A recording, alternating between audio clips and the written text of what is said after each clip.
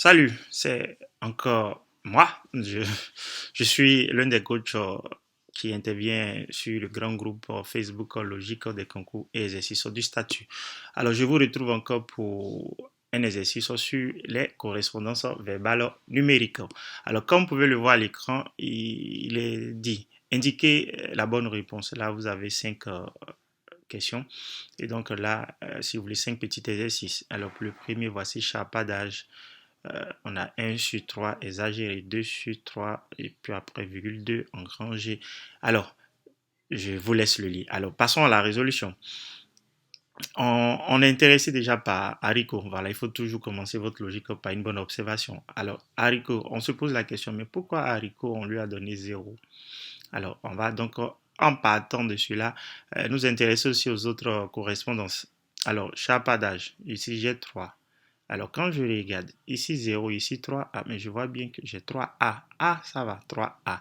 Donc, je pourrais partir sur la base du A, mais ça sera faux parce que là, j'ai un A, on n'a pas mis 1, on a mis 0. Donc là, je peux me dire quoi? A, peut-être on s'est intéressé à la lettre qui se répète. Donc, je passe sur cette base et je vérifie. Alors, ici, on a combien de chiffres après là-bas? On en a 2. On en a 2. Et donc là, j'ai combien? J'ai E qui se répète 3 fois et j'ai aussi R qui se répète 2 fois. Ah, donc si je comprends bien, et là on arrive à établir la logique. Alors ici on a écrit 1 sur 3, pourquoi? Parce que 1, pour dire on a une lettre qui est répétée 3 fois. Et donc là nous avons combien de lettres? Deux lettres. Nous avons deux lettres qui sont répétées. Nous avons une première qui est répétée 3 fois, là c'est le E, et une autre qui est répétée 2 fois, là c'est le R. Alors avec un grand G, alors si je m'en tiens à ce que j'ai dit, on a là combien? Quatre lettres qui sont répétées. J'ai E qui est répété, j'ai N qui est répété, j'ai G qui est répété, j'ai R qui est répété. Eh bien, ça marche. Alors, on comprend pourquoi pour haricot, on a mis 0. 0 pour haricot, pourquoi? Simplement parce qu'aucune lettre n'est répétée. Alors, si nous partons de cela, alors on pourra trouver la réponse pour dégrader. Pour dégrader, j'ai combien de lettres qui sont répétées? J'ai D qui est répété, donc ça me fait 1.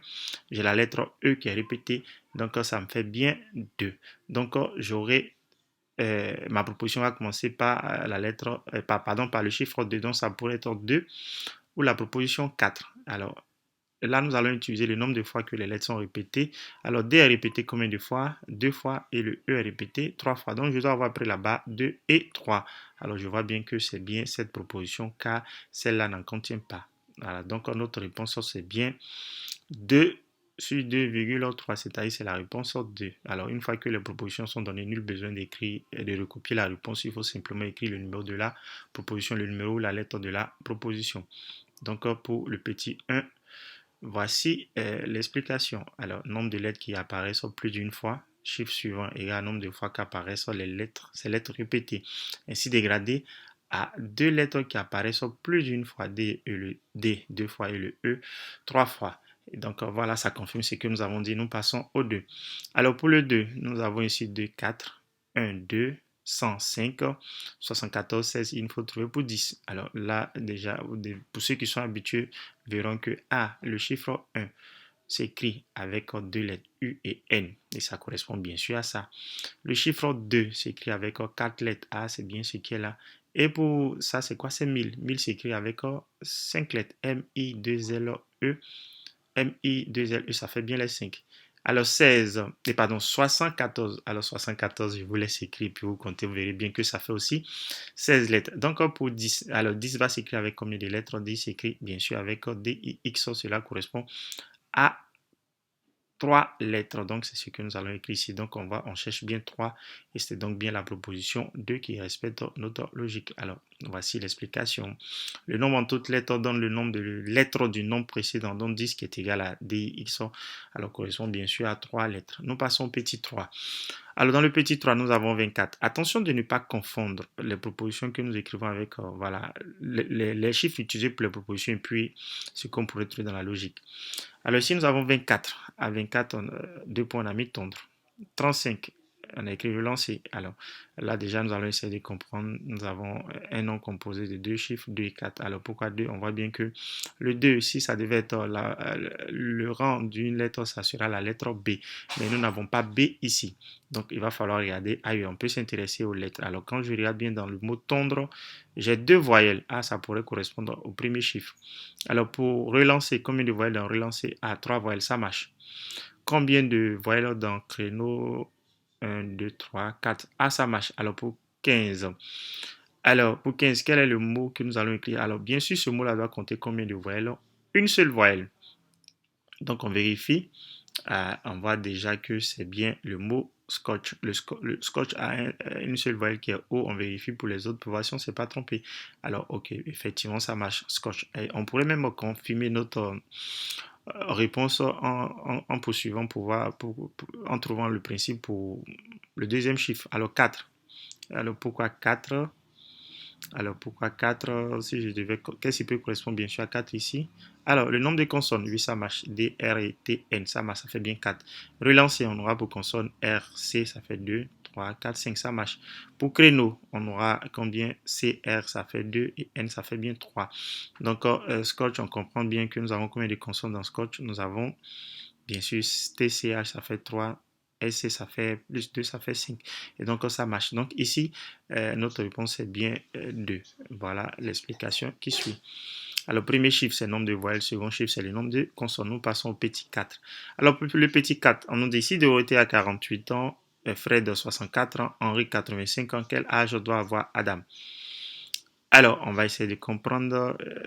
Là, on a bien sûr Dorothée qui a pour rang alphabétique la lettre D dans l'alphabet normal. Donc, on va bien ici. D. Donc, on pourrait dire que la première lettre, le rang alphabétique de la première lettre n'est rien d'autre que le premier chiffre de l'âge.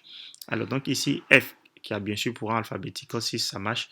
H qui a pour rang alphabétique 8, 8 comme H, donc ça marche. Alors, donc, partant de cette logique, Adam aura quel âge? Alors, le premier chiffre de son âge sera bien sûr 1. Pourquoi? Parce que le rang alphabétique de la première lettre qui est A est bien sûr 1. Alors, nous regardons, nous avons combien de propositions? Alors, nous avons une seule proposition qui respecte cette logique-là, qui est bien la proposition 2, c'est-à-dire 14 ans. Et nous pouvons vérifier avec le deuxième chiffre. Dans Dorothée, alors, souvent, quand moi je tombe sur une valeur qui est plus grande, je vais établir la logique avec des valeurs qui sont plus petites parce que là, c'est plus simple de compter. Alors, donc là, je vais regarder Fred. Fred a combien? Bien sûr, 4 lettres. Voilà, ça se voit. Henri a combien de lettres? 5 lettres. Donc là, maintenant, je peux venir m'amuser à compter le nombre de lettres dans Dorothée. Ça fera bien 3 ici. 5 plus 3, ça fait bien 8. Donc, ça confirme. Alors, donc, dans Adam, nous avons combien de lettres? Bien sûr, 4 lettres. Donc, ça confirme bien notre réponse. Et donc, c'est la proposition 2. Et l'explication est là. Premier chiffre, c'est le rang alphabétique de la première lettre. Deuxième chiffre, c'est le nombre de lettres du nom. Nous terminons maintenant avec le dernier, le petit 5. Alors, Hitchcock est le réalisateur préféré de Victor, alors que celui de Benjamin est Resnais, et qu'Éloi lui apprécie Renoir plus que tout. Trouvez le réalisateur préféré de Joanne. Alors, il faut déjà comprendre que pour les correspondances, vous n'avez même pas besoin de connaître les personnages. Il faut seulement regarder et trouver le lien qui les unit. Pourquoi on a fait correspondre Victor à Hitchcock?